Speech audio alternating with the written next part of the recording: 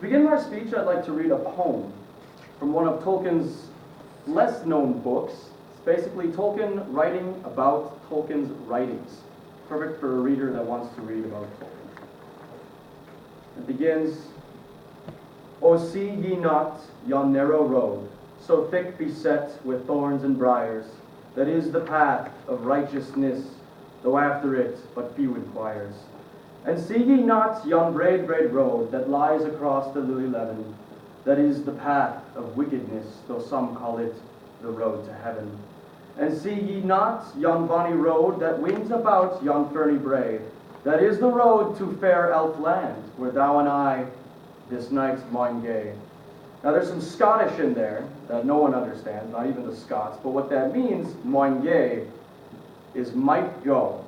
And so Tolkien is saying that through his books, through his arts, one day you may visit his fair elf lands. And when I read this as a child, my heart was captivated by the idea of these beautiful lands filled with wonderful, fantastic things beyond the imagination of but mere mortal men. And so I will tell you today 3 reasons why I would like to become a writer like Tolkien. The first reason is that writing is timeless.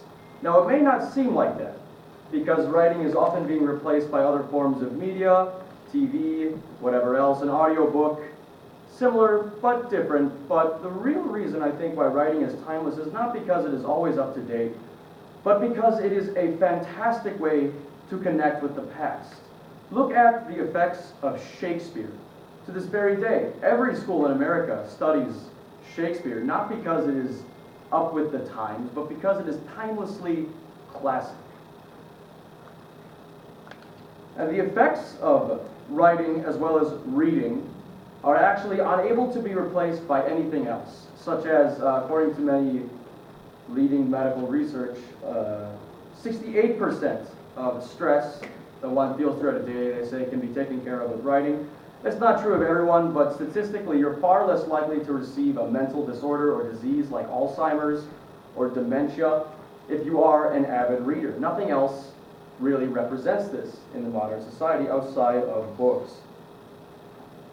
The second reason why I would like to become a writer is, and here's just a cool little comparison I came up with personally to demonstrate the intimacy that writing gives you over something like a movie.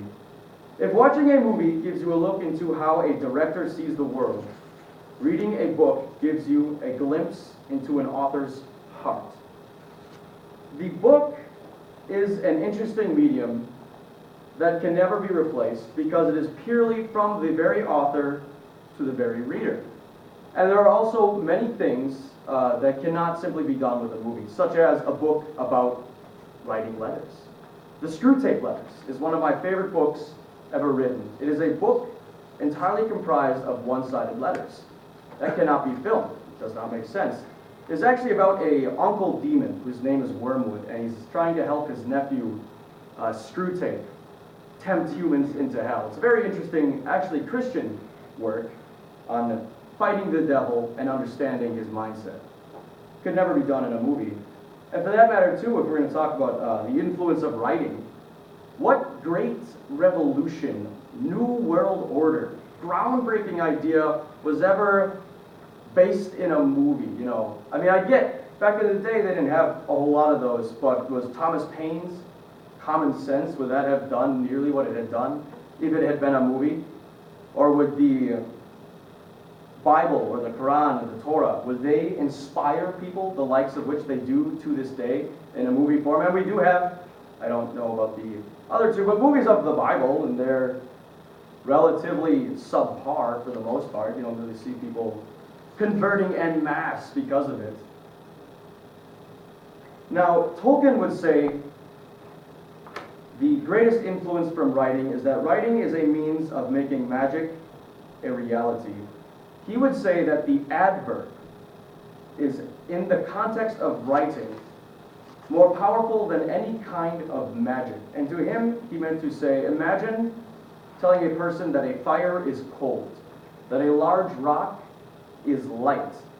This begins to break down your perception of reality. And for Tolkien, when he would write in this fantasy, it was not really so much as about breaking down reality as it was breaking down habit, of letting the mind explore new and amazing ideas that people simply could not do. And for him, a lot of this meant England returning to Christianity, or at least philosophies outside of what they had always, for the past few generations, known and studied and would not break from. And it's an interesting look at the writer of The Hobbit, the greatest adventure story of all time. Never really left his house that much. He never traveled out of the country. No, everywhere he went was a tourist destination, because The Hobbit is not about actual real traveling. It is, and it isn't, but about traveling with the mind, breaking those comfort zones. Now, the third reason that I would like to become a writer is writing is simply, if you're good, profitable. And there's no way around that. Cold, hard cash is something you can take into consideration with any kind of vocation or career option that you would like to go into. I mean, look at J.K. Rowling, one of the richest people of our time. She's not anymore, actually. It was cool. She gave away most of her money to charity. I don't know most, but now she is a millionaire rather than a billionaire. And in the case of Tolkien and C.S. Lewis and G.K. Chesterton, and some of these people, G.K. Chesterton, were not hugely known throughout the world. They made a decent living off of it, enough so that they could live off being a philosopher, which is generally a very poor man's vocation. And the third reason why writing, and the profiting off writing is great is simply, for a lot of people it's an easy job, especially if you're someone like Stephen King. Stephen King once, they asked him, "What do you do when you suffer writer's block?" And he said, "I don't, I just write." And he gets paid millions of dollars. And that's quite impressive. For whatever you think of Stephen King, it's something that neither you nor I assume, have figured out how to do.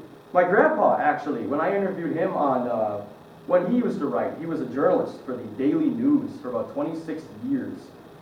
And he was a hard worker, he is a hard worker, and he did a lot there. But one of the things he would do every night and get paid to do it was he would just write about 24 teams, a sports game. He said, "Tyler, it was basically the same article every day, every night, only different people sponsored them." So you mentioned different sponsors. Easy money. Now, to conclude, I would like to say that my three reasons for becoming a writer are not only valid, practical, but also, and here is the most instrumental part for me, deeply fulfilling, and a vocation that anyone can feel honored to be a part of. Thank you for your time, ladies and gentlemen. Are there any...